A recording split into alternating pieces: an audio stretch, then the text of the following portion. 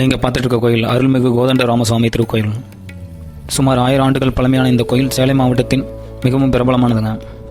இந்த கோயிலோட சிறப்புன்னு பார்த்தீங்கன்னா, அயோத்தியாப்பட்டினம் கோதண்ட ராமர் கோவில் ராமர் காலடிப்பட்டதால் அயோத்தியாப்பட்டினம் என்ற பெயரை இவ்விடம் பெற்றதுங்க.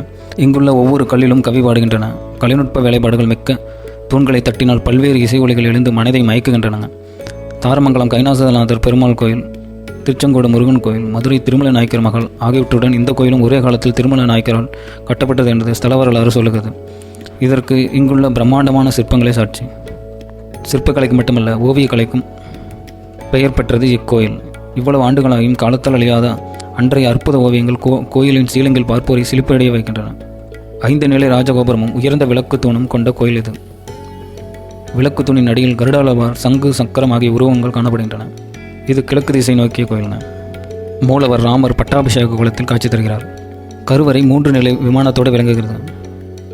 வலதுபுறமாக காணப்படும் தாயார் இங்கே இடதுபுறமாக எழுந்தருளுள்ளார். கருடாழ்வார் ராமரை நோக்கி வணங்கியபடி நிற்கின்றார். பிரகாரத்தில் தெற்கு நோக்கி ஆஞ்சநேயர் காட்சி தருகின்றார். ஆழ்வார்கள் தனி சந்நிதியில் எழுந்தருளுள்ளார். மகாமண்டபம் 28 கலைநயமிக்க தூண்களை கொண்டது. ஒரு தூணில் தசாவதார காட்சிகள் அனைத்தும் சித்தரிக்கப்பட்டுள்ளன.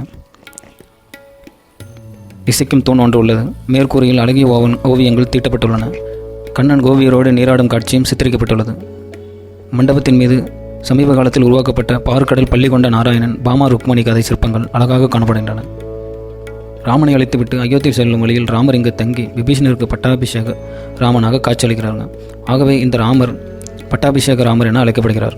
ராமன் இருக்கப்படும் அயோத்தி என்று தமிழில் ஒரு பழமொழியும் உண்டு. இத்தலத்தில் மட்டுமே ராமரும் சீதையும் கால் மேல் கால் போட்டு அமைந்திருக்கின்றனர். ராமர் மற்றும் சீதைக்கு பரதன், லட்சுமணன், சத்ருகன் ஆகியோர் சேவை சாற்றியபடியும், அங்கதன், சுக்ரீவர், ஆஞ்சநேயர் ஆகியோர் ராமபிரான், சீதாதேவி சேவித்தபடியும் உள்ளனர்.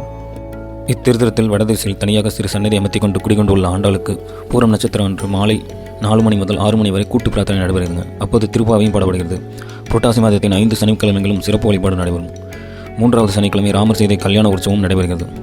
சித்திரை மாதத்தில் வரும் ராமநவமி அன்று இத்திருத்தலத்தில் மிகப்பெரிய அளவில் சிறப்பான வழிபாடு நடைபெறும். அன்று வழங்கப்படும் நீர்மோர் தானம் புகழ்பெற்றதுங்க. இவ்வளவு சிறப்புமிக்க கோதண்ட ராமசுவாமி திருக்கோயிலை ஒரு முறையினும் சென்று வழிபட்டு வாங்க. ஜெய் ராம், ஸ்ரீராம், ஜெய் ஜெய் ஸ்ரீராம்.